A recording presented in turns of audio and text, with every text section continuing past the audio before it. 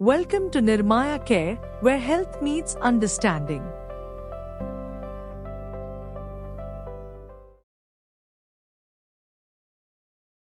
This video was originally published on nirmayacare.com. For an uncensored, ad-free version of this video and other health education content, visit nirmayacare.com. Today we're talking about cervical cancer, which affects millions of women all over the world. But this isn't just an explainer about a disease. It's about a problem that, amazingly, we already know how to solve. So let's dive into exactly how we can do that. Every 8 minutes. Just think about that. That's how often a woman in India dies from this disease. That's not just a statistic, It's a powerful reminder of just how urgent this situation really is. So, what's the game plan? First, we'll look at why we call this a preventable killer and get to the bottom of its main cause, HPV. Then we'll break down the 3 key pillars of prevention, talk about why everyone, and I mean everyone, needs to be involved, and finally map out the path to actually eliminating this cancer. All right, first up, a preventable killer. Let's really get a sense of the scale of what we're dealing with here. So, what exactly is cervical cancer? Well, put simply, it's when abnormal cells start growing out of control in the cervix, which is the lower part of the uterus. And in India, it's a huge deal. It's the second most common cancer that affects women. And to put that into a global perspective, get this. India carries nearly a quarter of the world's entire cervical cancer burden, a single country shouldering 25% of all cases. That's why taking action there is so incredibly critical.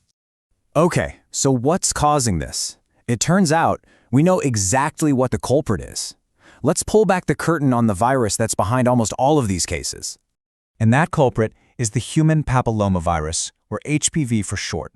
It's actually the most common viral infection of the reproductive tract. Now, there are a ton of different strains, but it's really just a couple of high-risk types, especially 16 and 18, that cause the vast majority of cervical cancers. Now, what's so important to get is just how incredibly common this virus is. We're talking 70 to 90% of people will get an HPV infection at some point. But, and this is the key takeaway here, for most people, a healthy immune system just clears the infection all on its own. It's really nothing to be ashamed of. It's just common. So the real danger isn't just getting the virus. The real issue, the thing we need to watch out for, is when that infection becomes persistent. For a small number of women, the virus just sticks around for years, and it's that long-term infection that can eventually cause the cell changes that lead to cancer. But here's where the story takes a really hopeful turn. Because we know the cause, we have a really powerful strategy to stop it.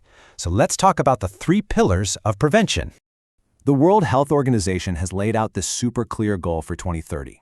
It's an ambitious but totally achievable 90-70-90 target. What does that mean? It means getting 90% of girls vaccinated, screening 70% of women at key ages, and making sure 90% of those who have the disease get the treatment they need. That, right there, is the blueprint. So how do we actually do that? Well, it really just boils down to 3 simple, powerful steps. First, education and awareness to bust all the myths. Second, widespread HPV vaccination. And third, regular screening to catch any issues early.